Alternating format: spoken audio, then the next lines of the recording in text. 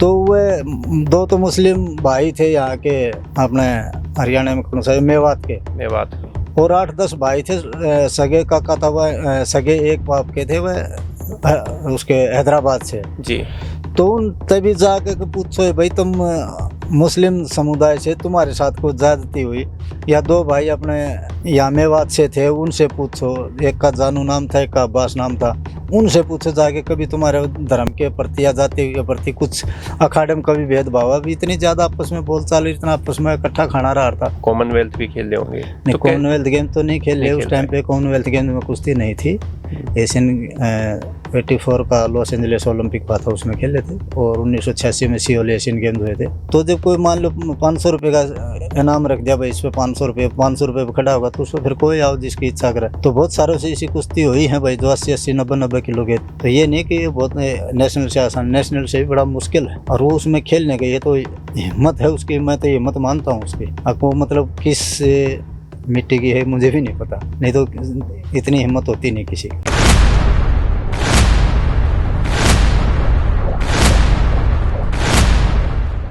नमस्कार, the Haryana talks में आपका स्वागत है। आज स्टूडियो में हमारे खास मेहमान हैं अर्जुन अवार्डी ओलंपियन पहलवान अशोक गर्ग। पहलवान जी सच्चाई के लिए जाने जाते हैं और अपनी कुश्ती के लिए भी विख्यात रहे हैं। हम पहले भी पहलवान जी का एक पॉडकास्ट कर चुके हैं। अब दूसरा पॉडकास्ट एक अहम मुद्दे पर लेके आए हैं, जो कि अंकित भैयापुरिया, जो फिटनेस इन्फ्लुएंसर है, उन्होंने कहा है कि अखाड़ों में उनके साथ जाति को लेकर भेदभाव हुआ है। तो पहलवान जी से हम बात करेंगे, क्या अंकित भैयापुरिया का ये बयान कितना सही है, और क्या आखिर में ही क्या वास्तव में अखाड़ों में जातिवाद होता है।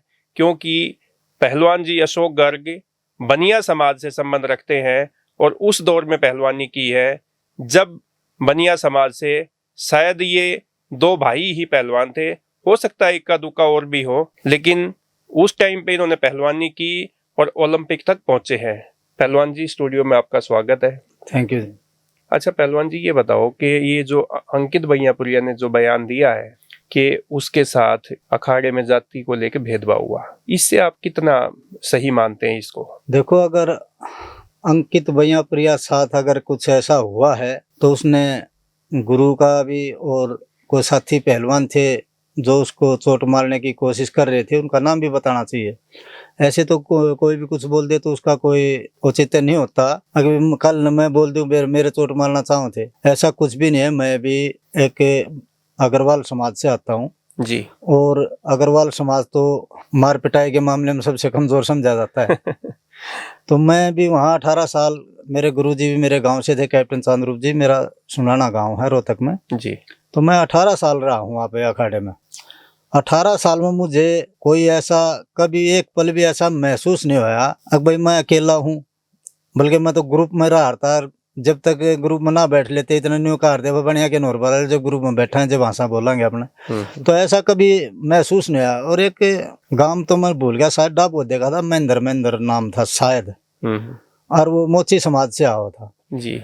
तो आपस में सारे जब बैठ कहाँ से आते, कभी नहीं महसूस ना आया करती कि भाई महेंद्र भी कोई छोटी जाति से या कुछ ना, और वो महेंद्र आज भी जिंदा होगा भाई, कहीं अपना काम धंधा करे तो बता भी देगा। मुझे ये शायद डाबो देगा था वो, मेरे जितना ख्याल है। तो खूब आपस में हास्या बोले यार, कदे नहीं महसूस ना, इकट्ठा खाना इकट्ठा रहना, तो कदे कोई इन चीजा तो दिमाग में ना घुसा करती कि भाई किसका के कास्ट उड़क 10-12 के 15-20 मुसलमान के, मुस्लिम समाज से भी पहलवान रहा करते हैं चांदरूप के जो सब्जी मंडी अखाड़ा आजादपुर में। हाँ, तो वे दो तो मुस्लिम भाई थे यहाँ के, अपने हरियाणा में कौन सा है, मेवात के। और 8-10 भाई थे, सगे काका था वह, सगे एक बाप के थे वह, उसके हैदराबाद से जी। तो उन तभी जाके पूछो भाई तुम मुस्लिम समुदाय से तुम्हारे साथ कुछ ज्यादती हुई, या दो भाई अपने यहाँ मेवात से थे उनसे पूछो, एक का जानू नाम था एक का अब्बास नाम था, उनसे पूछो जाके कभी तुम्हारे धर्म के प्रति या जाति के प्रति कुछ अखाड़े में कभी भेदभाव। अभी इतनी ज्यादा आपस में बोलचाल, इतना आपस में इकट्ठा खाना रहा था, कभी ये फील ना आया करती कि भैया जात पात भी कोई चीज हो है।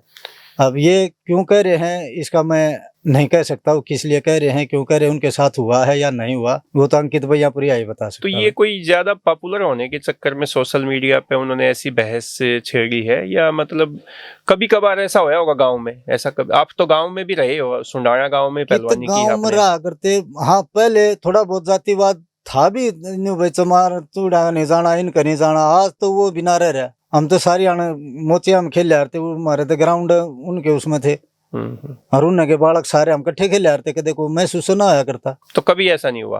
कभी भी नहीं, हमारे सामने तो कभी ऐसा हुआ नहीं। भाई गांव में भी रहे हैं, अखाड़े में भी रहे हैं, और आम उसमें भी जनरल भी घूमे हैं, तो कभी ये महसूस नहीं होता कि भाई कोई आम बैठा भी यहाँ की तो जिक्र भी ना चलता, भाई फलाना है झगड़ा कुछ ना, सारे इकट्ठे। आजकल तो का भी सब इकट्ठे पीने लगे, न्यूना बिरा लगता कौन के है। देखो उनका जो इशारा था ना, वो जाट समाज की तरफ था, क्योंकि हरियाणा में जाटों के बच्चे ज्यादा पहलवानी करते हैं, और कबड्डी और कुश्ती में तो जाटों के ही ज्यादा बच्चे होते हैं।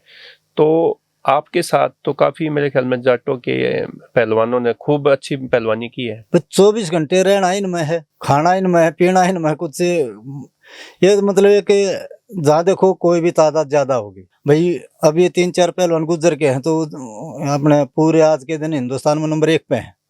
कलवा गुजर है, जोंटी गुजर है, तो वहाँ गुजरों का इलाका तो गुजर होंगे। यहाँ जाट का इलाका, जाट किसी ने या गुजर किसी ने मना थोड़ा ना करे तब मत करो, या तो ये कहते हो तब मत करो, ये तुम्हारा ही काम है। तो आप जब पहलवानी करते थे तो उस टाइम पे चांदरूप के अखाड़े में कौन बड़े पहलवान होते थे?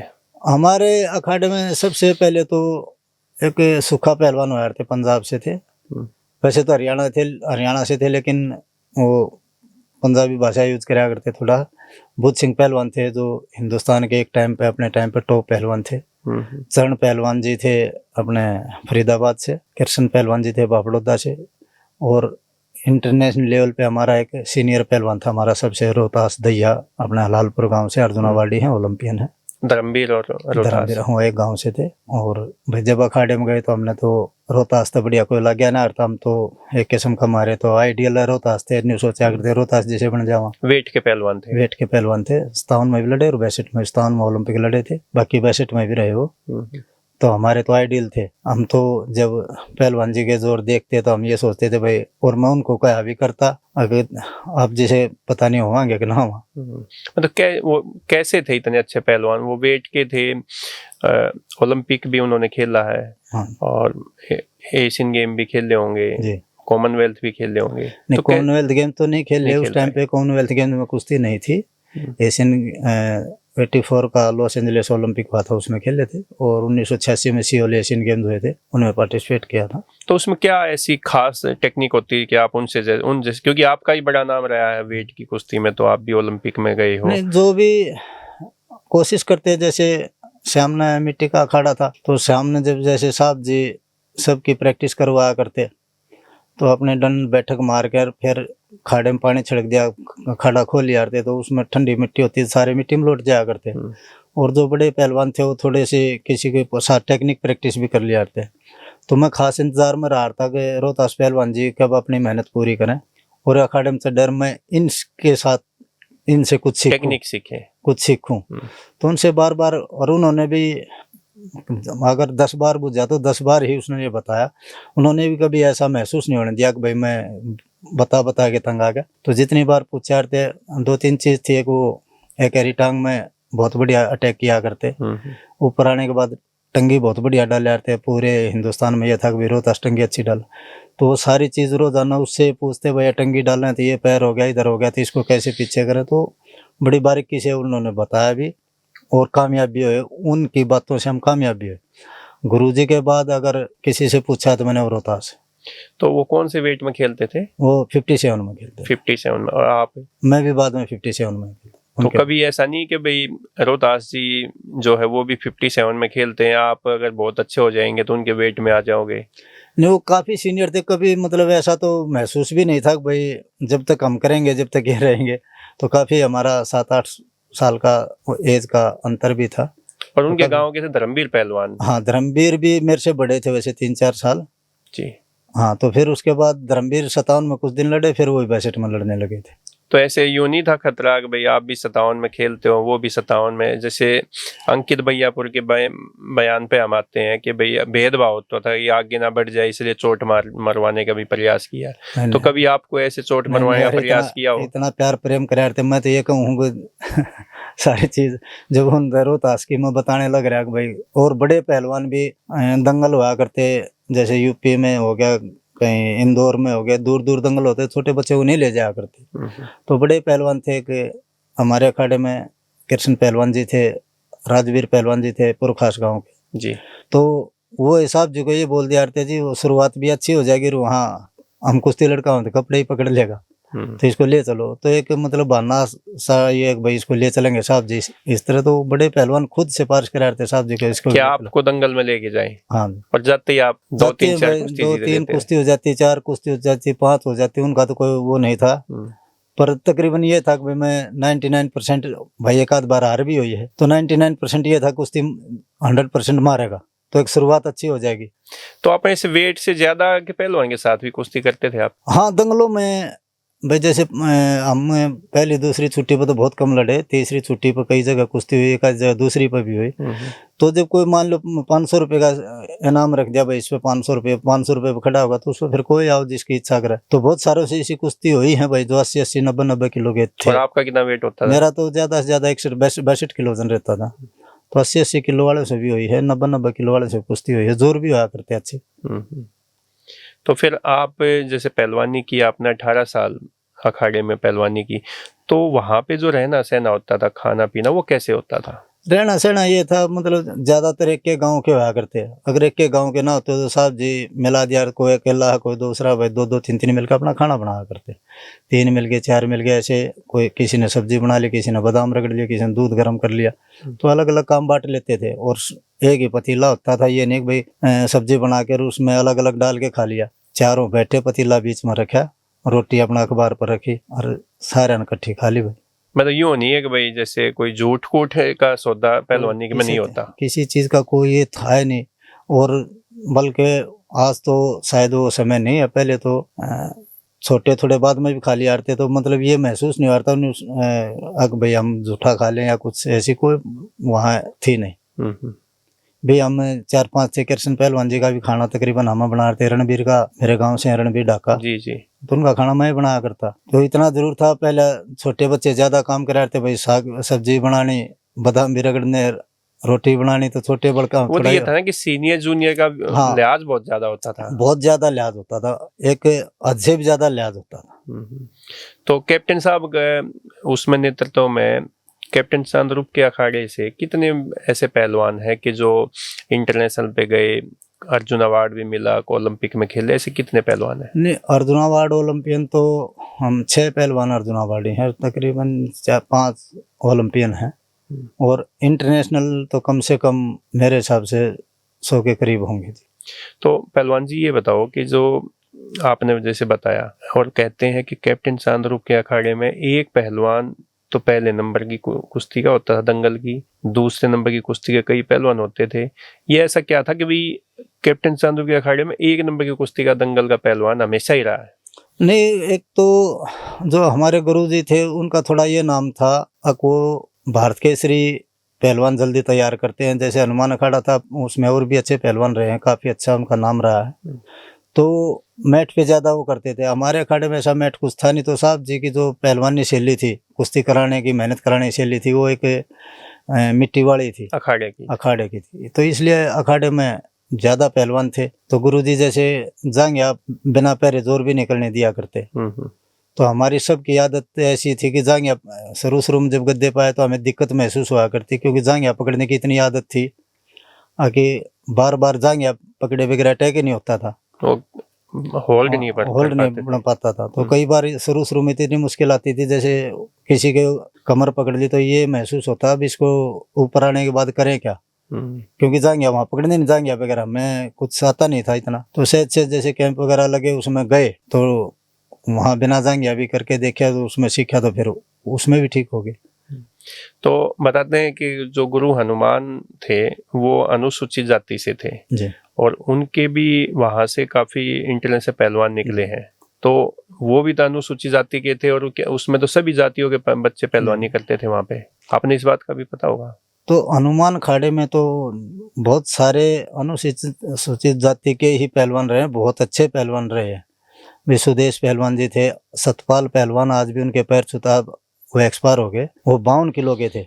और सतपाल पहलवान जी भारत केसरी थे, सुपर हेवी के थे, लेकिन वो बड़े थे सुदेश पहलवान जी, तो सतपाल पहलवान भी उनके पैर छूते थे। महाबली सतपाल, हाँ, वो खटीक समाज से आते थे। एक उनका बड़ा भाई था अपने प्रेमनाथ, वो भी ओलंपियन थे, अर्जुन अवार्डी थे। तो सतपाल पहलवान जी भी उनके पैर छूते थे, और गुरु हनुमान अनुसूचित जाति से थे जी। तो आज शायद कुश्ती में गुरुओं में सबसे ज्यादा नाम है उनका। तो हमारे खुद गुरुजी, हमने भी देखा, हमारे खुद गुरुजी कैप्टन साहब भी उनके पैर छूते थे। मतलब इतना बड़ा नाम कुश्ती खलीफाओं में हुआ है कि वो अपने आप में एक बड़ी हमारे गुरुजी कैप्टन चांद्रूप जी भी हमने खुद देखे, उनके पैर छूते थे। और एक गुरुजी के शिष्य थे विजय पहलवान, विजय चूड़े के नाम से वो बहुत मशहूर हुए हैं, विजय वाल्मीकि, भारत केसरी, भारत कुमार। एक साथ उनका ही रिकॉर्ड है भरे दंगल में, भारत केसरी और भारत कुमार एक ही दंगल में बने। वो मतलब एक टाइम में, एक ही टाइम भारत कुमार भी बने और भारत केसरी बने। तो कौन थे उस टाइम पे उसके लेवल के या उसके जोड़ के पहलवान? लेवल के थे, मतलब सबसे बड़ा नाम तो मेहरदीन का था उस टाइम पे जी। मेहरदीन हिंदुस्तान के बहुत बड़े पहलवान रहे हैं। तो उसका 82 किलो से वजन ऊपर होना चाहिए, जो भारत केसरी में पार्टिसिपेट करता था, जब ये नियम था। तो उसका 82 किलो भी पूरा नहीं था। तो मेहरदीन ने ये बोल दिया कि चलो बच्चा हल्ला डालो, इसको शौक हो जाए, पूरा हो जाएगा। आखिर में मेहरदीन को ही हरा लिया उसने, विजय ने। तो इसका ये कहने का मतलब है कि जो अच्छा पहलवान अखाड़े में होता है तो उसके लिए गुरु खलीफा भी और जो और पहलवान है वो सब लोग उसकी मदद करते हैं। सब मदद अच्छे की बात नहीं है, अच्छा तो बाद में होता है, शुरू में तो ऐसे ही आते हैं, सब बराबर के ही होते हैं। तो वहाँ मतलब अच्छा और बुरा कोई देखता नहीं है, कैसा क्या नहीं। भाई एक आदमी की खुद की काबिलियत भी होती है। एक आदमी वो तो अपने समाज में भी, अपने घरों में भी है, भाई एक बच्चा चिड़चिड़ा हो, उसको को काम ना बताओ, तो इसे खाड़ा में भी चले जाए कदा, अगर जिस दौर को बैठ कर राजी ना हो। स्वतः एक अलग बात है, वो चाहे बढ़िया हो, चाहे जाट हो, चाहे को धोबी हो, कोई हो, उसमें अगर उसकी आदतें खराब होंगी तो कौन बैठेगा उधर। खाड़ा में भी आपस में ग्रुप तो हो, जहाँ भाई वो ठीक है, वो आपस में बैठने का। तो आज के टाइम में जो है ओलंपिक में देश के लिए कौन पहलवान ऐसे हैं जो पदक ला सकते हैं, जो आपकी नजर में जिसको मानते हो? नहीं, आज की नजर में नंबर 1 पे तो वही ये अमन है, जो पीछे भी लिया था। सहरावत। हाँ, एक सुरजीत कलकल है, अपना बिलोटा गांव से है। तो दो तो मतलब मैक्सिमम ये दिखते हैं कि भाई 99% मेडल ले होंगे। और लड़कियों में मतलब इतना ज्यादा मैं नाम जानता नहीं, काफी दिन हो गए मैं कुश्ती में, बस इतना ज्यादा लड़कियों के बारे में मुझे पता नहीं है, भाई नाम से नहीं जानता हूँ कौन लड़की आ गया। इनका तो मतलब एक नाम भी सुना, हर कंपटीशन देखते रहे हैं तो पता चला है। तो ये काफी नजदीक है मेडल के, गोल्ड सिल्वर भी ले सकते हैं। और कुश्ती का कंपटीशन बहुत हाई है, बहुत तगड़ा कंपटीशन है। तो ये भी नहीं कह सकते भाई आप तो मेडल की करे थे ना भी आओ, लेकिन है नजदीक, कुछ भी हो सकता है।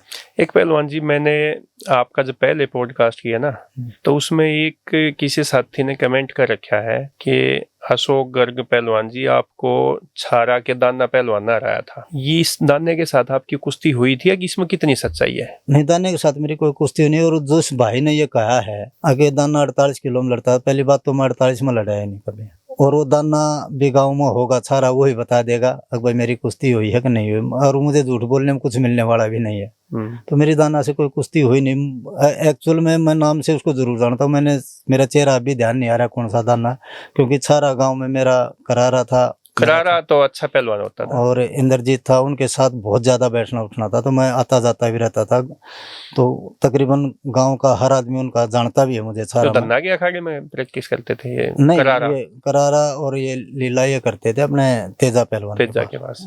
तो करारा के साथ आपकी कुश्ती हुई? हाँ, करारे के साथ एक कुश्ती हुई, गद्दे पे हुई थी। करारे ने मेरे को हराया था। छारा गांव का पहलवान, काफी बताते हैं बहुत ही तेज तरार पहलवान। एक ही कुश्ती हुई थी कैडेट में 40 किलो में, तो उसने मेरे को हरा लिया था जी। तो आज के टाइम में दंगल का बड़े पहलवान कौन कौन है? आज के दिन दंगल में अपना हरियाणा का तो सबसे बड़ा ये दिनेश गोड़िया जी। और मैं नाम थोड़ा ज्यादा ध्यान नहीं है कि लीलू के अखाड़े में भी है, एक लाडपुर मोटे के अखाड़े में भी है, वे भी पहले छुट्टियों पर लड़ते हैं। लेकिन अगर हरियाणा में देखे तो आज के दिन नंबर 1 पे दिनेश, अपने गोड़ा है झज्जर में, गोड़ा गांव से के पास गांव है। तो आज के दिन 1 नंबर पे है वो, सबसे अच्छा पहलवान, सबसे अच्छा हो। और उसके बाद 2-3 ये यूपी के हैं, जोंटी गुजर है, कलवा गुजर है, शेरा गुजर है। आज ज्यादातर यही चर्चित है। पंजाब से मैं नाम नहीं जानता, काफी पहलवान पंजाब के हैं इनके बराबर के ही, पर अब फिलहाल मैं उनके नाम नहीं जानता इतना ज्यादा। तो जैसे जितने भी जो अच्छे पहलवान हुए हैं, जैसे सोनू मांडोठी वाला है, जोगेंद्र चौंदिया है, और भी है, सुरेंद्र नाड़ है, ये सभी अखाड़े चलाते हैं जी। तो ये अच्छी परंपरा है, क्योंकि पहलवान नहीं करवाएंगे तो उन्होंने कम से कम एक विरासत को आगे तो बढ़ा रहे हैं। नहीं, बहुत ही अच्छी परंपरा, बहुत बढ़िया। क्योंकि पहले ऐसे कोई चीज उनके बारे में सुनने में आता था, भाई इन्होंने खुद तो पहलवानी कर नहीं रखी, अखाड़ा कैसे चलाएंगे। और वो टेक्निक बताने का जो एक तरीका है, ये जो बताएंगे 99% ऐसी चीज बताओगे, ऐसी टेक्निक बताओगे जो यूज होती है। और जिसने नहीं कर रखी वो बहुत सारी टेक्निक ऐसी बता देते हैं जो यूज नहीं होती है कभी भी। तो ये जो भी कुछ बताएंगे, अपना एक्सपीरियंस है इनका खुद का, तो उस हिसाब से जो भी बताएंगे वो एक्चुअल चीज बताएंगे। तो सोनू पहलवान कैसे रहे हैं? सोनू पहलवान जो है मांडोठी वाले, नहीं, अपने टाइम के भारत केसरी पहलवान रहे। भारत केसरी बनने बाद तो ये तो रहता है नहीं कि वो कमजोर होगा, तो काफी लंबे समय तक अपने पहली छुट्टियों पर लड़ा। पूरे हिंदुस्तान में कोई स्टेट ऐसी नहीं होगी जहाँ कुश्ती का समारोह और इनकी कुश्ती ना हुई हो। ऐसा कहते हैं कि जैसे भारत केसरी, आज का हिंद केसरी, भारत केसरी, बहुत सारे टाइटल के टूर्नामेंट हो जाते हैं। कोई भी कहता है कि ये हिंद केसरी बन गया, ये भारत केसरी बन गया। तो पहले जो भारत केसरी का जो या हिंद केसरी का जो टाइटल होता था, वो बताते हैं कि 4 साल में एक होता था, और उसी की ज्यादा मान्यता होती, जो कि सोनू पहलवान बने। उसके बाद वो टाइटल हुआ नहीं है शायद, ऐसा कुछ है? नहीं, ऐसा कुछ नहीं। बीच में एक ऐसा दौर आया था जिसका कोई खास मायना नहीं रहा को भारत केसरी, क्योंकि कोई भी जान पहचान का अपना करवाया और अपना दंगल अपने चेते को बना लिया कोई। लेकिन आज उसकी फेडरेशन बन गई। अच्छा। तो आज कोई भी दंगल बिना परमिशन के भारत केसरी या हिंद केसरी नहीं करवा सकता। अब जो दंगल होगा भारत केसरी का वो परमिशन के बिना नहीं हो सकता। तो परमिशन होगी तो दंगल होगा। भारतीय कुश्ती संघ से परमिशन लेनी होगी। एक मिट्टी की भारतीय कुश्ती संघ, भारतीय शैली की भी जी फेडरेशन बन गई, तो उसकी आज्ञा के बिना कोई भी भारत केसरी दंगल नहीं हो सकता। और पहले क्या था, बहुत साल पहले जैसे मास्टर चंदगीराम जी बने, वो उस टाइम की मैं बात आपको बता रहा हूँ। उस टाइम पे एरिया बांटे हुए थे, भारत केसरी, भारत रुस्तमे जमा, भारत मल सम्राट, हिंद केसरी, भारत केसरी। टाइटल एक ही था, नाम अलग थे बस जी। थे सारे भारत केसरी लेवल के, लेकिन नाम अलग अलग थे। तो उन्होंने एक जगह निर्धारित कर रखी थी, दिल्ली में होगा भारत केसरी के नाम से दंगल से होगा, महाराष्ट्र में होगा वो हिंद केसरी के नाम से होगा, और एक भारत भीम के नाम से भी उनको दे रखा था, महापौर केसरी नाम से भी उनको दे रखा था। ये जो टाइटल थे दूसरे स्टेट वाले नहीं करवाते थे। अपना हरियाणा में था रुस्तमे हिंद का, राजस्थान में रुस्तमे हिंद का था। अगर पंजाब वाले करवाते थे भारत केसरी लेवल का दंगल तो भारत मल सम्राट के नाम से करवाते। तो इस तरह उन्होंने जगह बांटी हुई थी, स्टेटों को ये नाम दिए थे, आप इस नाम से कराओगे। तो ये सतपाल जी हैं, चंदगीराम जी हैं, संजय पहलवान है, ये अपने जोगिंदर है, ये इसके टाइम पे ये सारे थे। तो ये कहते हैं मैं भारत भीम भी बना, मैं महापौर केसरी बना, तो इसलिए अलग अलग टाइटल थे। अब अलग अलग टाइटल होते नहीं, अब हिंद केसरी और भारत केसरी दो ही चीज रही। तो अब ये फेडरेशन अभी भारतीय शैली की अलग से बनी है, पिछले 8-7 साल हो गए इनको बने। तो अब उनकी परमिशन बगैर आप कोई भी दंगल आप करवाना चाहो, मैं करवाना चाहो तो नहीं करवा सकता, उनकी परमिशन होगी। लेकिन भारतीय कुश्ती संघ में जैसे संजय सिंह बने हैं, पहले ब्रजभूषण शरण सिंह थे, फिर ये महिला पहलवानों ने आरोप लगाए, बजरंग ने भी आरोप लगाए, साक्षी मलिक ने भी आरोप लगाए, उसके बारे में कुछ कहना चाहोगे? नहीं, उसके बारे में तो मैं क्या कहना चाहूँगा, बात तो संजय सिंह बने हैं, ब्रजभूषण बने, बात तो एक ही, उसमें कोई अलग अलग ये नाम जरूर है लेकिन अलग कोई शैली है नहीं। और उनका आपस में वो केस चल रहा, तो केस में कितना दम है नहीं है वो कोर्ट बताएगा, वो बच्चे बताएंगे। पिछले दिनों भी जैसे विनेश फोगाट गई थी कि मेरे को खेलने नहीं देते, वहाँ पे गोंडा में गई थी। नहीं, उसके तो हक में मैं भी हूँ। अगर वो खेलने आई है तो मैं तो एक आयरन लेडी हो भाई, माँ बनने के बाद बहुत कम इस लेवल के स्पोर्ट्समैन बहुत कम वापस आते हैं, और उसने ये हिम्मत दिखाई है। और हिम्मत भी कहाँ दिखाई है कि जो रैंकिंग सीरीज होती है ना, ये एक नेशनल नहीं होता। नेशनल में तो एक वेट में 10-15, 20 बच्चे पार्टिसिपेट होते हैं। जो रैंकिंग सीरीज करवाते हैं ना, इसमें एक वेट में 80 बच्चे भी हो जाते हैं। तो ये हिंदुस्तान का सबसे बड़ा टूर्नामेंट होता है। तो ये नहीं कि ये बहुत नेशनल से आसान, नेशनल से भी बड़ा मुश्किल है। और वो उसमें खेलने गई है तो हिम्मत है उसकी, मैं तो हिम्मत मानता हूँ उसकी। आपको मतलब किस मिट्टी की है मुझे भी नहीं पता, नहीं तो इतनी हिम्मत होती नहीं किसी की। और मैं तो ये कहूँगा कि उसको लड़ाना चाहिए था, वो लड़ने आई है। तो उसके साथ राजनीति तो हो ही रही है। अब राजनीति क्या है, रूल क्या है भाई, मैं भी काफी दिन कुश्ती से दूर हूँ। और रही डोपिंग वाली बात, एक बार जब उन्होंने संन्यास की घोषणा कर दी थी, उसके बाद तो डोपिंग का कुछ रहा नहीं जी। जब आप संन्यास ही ले रहे तो आपका डोप का करेंगे क्या। अब उसने जब ये घोषणा की कि मैं कुश्ती में दोबारा आऊंगी, तो उसी टाइम उसका जो डोपिंग की टीम, उन्हें डोप लेना चाहिए था, भाई आप आ रहे हो तो कुश्ती। वो तो फर्स्ट अटेम्प्ट है, उसमें तो हाँ, ऐसा मानना भी नहीं जाता कि भाई वो हाँ, नहीं मिली तो उसके अगर लिए वो कोई अभी भी डिस्क्वालीफाई हो जाएगी। डोप लेके उसका, अगर वो डोपिंग में आ जाती तो उसको और भी, मैं तो ये कह रहा हूँ, और भी तगड़ी सजा देते थे।